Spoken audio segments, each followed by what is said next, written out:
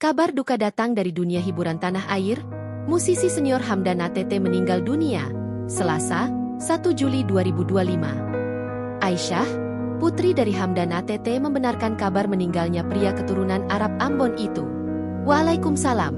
Betul meninggal dunia pukul 12 WIB, ujar Aisyah saat dikonfirmasi tribuntangerang.com, Selasa, 1 Juli 2025. Hingga saat ini, belum diketahui penyebab pelantun termiskin di dunia meninggal dunia. Hanya saja, Hamdan ATT diketahui sempat terkena 2 kali serangan stroke usai mengalami pecah pembuluh darah itu di 2017 dan stroke berulang pada 2021 silam.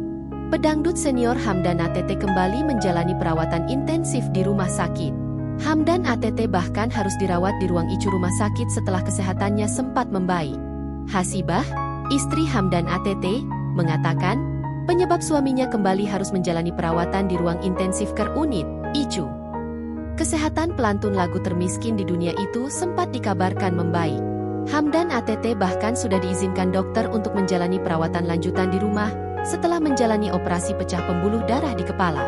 Namun setelah beberapa hari di rumah, kondisi kesehatan Hamdan ATT kembali menurun. Hamdan ATT sampai harus kembali masuk ruang ICU.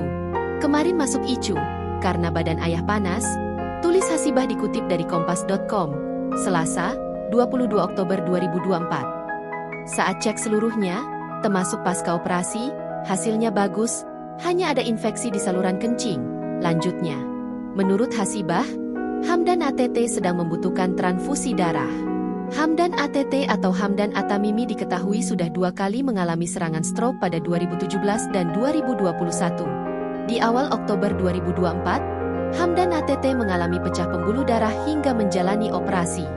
Download Tribun X sekarang, menghadirkan lokal menjadi Indonesia.